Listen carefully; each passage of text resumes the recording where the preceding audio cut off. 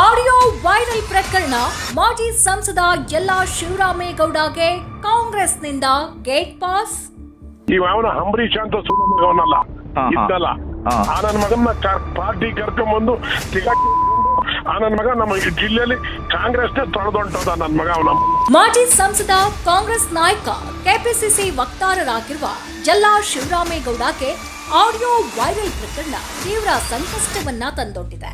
ಇತ್ತೀಚೆಗೆ ವೈರಲ್ ಆದಂತಹ ಆಡಿಯೋ ಒಂದರಿಂದ ಕಾಂಗ್ರೆಸ್ ಪಕ್ಷಕ್ಕೆ ಬಹಳಷ್ಟು ಮುಜುಗರ ಉಂಟಾಗಿದೆ.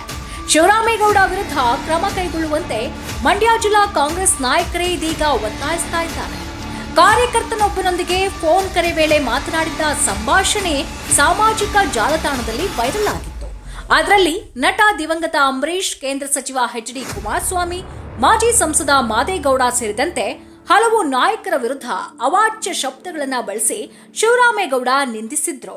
ಆ ನನ್ನ ಮಗನ್ನ ಪಾರ್ಟಿ ಕರ್ಕೊಂಡ್ಬಂದು ಆ ನನ್ನ ಮಗ ನಮ್ಮ ಜಿಲ್ಲೆಯಲ್ಲಿ ಕಾಂಗ್ರೆಸ್ನೇ ತೊಳೆದೊಂಟದ ನನ್ನ ಮಗ.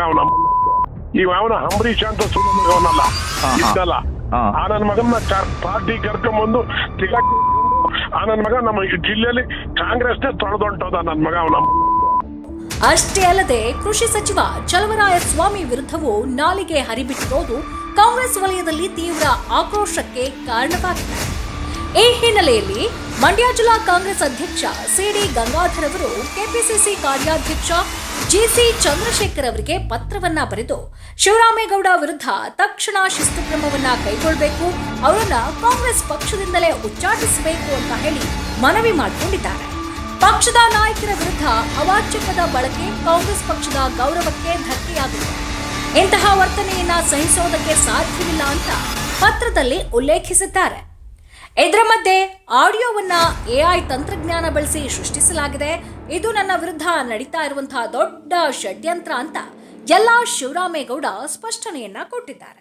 ಆದ್ರೆ ಇದನ್ನ ಒಪ್ಪೋದಕ್ಕೆ ಮಂಡ್ಯದ ಕಾಂಗ್ರೆಸ್ ನಾಯಕರು ಸಿದ್ಧರಿಲ್ಲ. ಯಾಕಂದ್ರೆ ಶಿವರಾಮೇಗೌಡ ಈ ಹಿಂದೆ ಜೆಡಿಎಸ್ನಲ್ಲಿದ್ದಾಗಲೂ ಕೂಡ ಇದೇ ರೀತಿಯ ಒಂದು ಆಡಿಯೋ ವಿವಾದಕ್ಕೆ ಕಾರಣವಾಗಿತ್ತು. ಕೊನೆಗೆ ಕುಮಾರಸ್ವಾಮಿ ಅವರು ಶಿವರಾಮೇಗೌಡ ಅವರನ್ನ ಪಕ್ಷದಿಂದ ಉಚ್ಚಾಟಿಸಿದ್ರು. ಇದೀಗ ಜೆಡಿಎಸ್ ನಂತರ ಕಾಂಗ್ರೆಸ್ನಲ್ಲೂ ಇದೇ ವಿವಾದ ಮರುಕಳಿಸಿರೋದ್ರಿಂದ ಶಿವರಾಮೇಗೌಡ ಅವರಿಗೆ ಕಾಂಗ್ರೆಸ್ನಿಂದಲೂ ಗೇಟ್ ಪಾಸ್ ಸಿಗುವ ಸಾಧ್ಯತೆ ಹೆಚ್ಚಾಗಿದೆ ಎನ್ನಲಾಗ್ತಿದೆ. ಪಕ್ಷದ ನಾಯಕರ ವಿರುದ್ಧ ಅವಾಚ್ಯ ಪದ ಬಳಕೆ ಮಾಡಿದ ಪ್ರಕರಣದಲ್ಲಿ ಕಾಂಗ್ರೆಸ್ ಯಾವ ರೀತಿಯ ಕ್ರಮವನ್ನ ಕೈಗೊಳ್ಳುತ್ತೆ ಅನ್ನೋದೇ ಇದೀಗ ರಾಜಕೀಯ ವಲಯದಲ್ಲಿ ಕುತೂಹಲ ಮೂಡಿಸಿದೆ.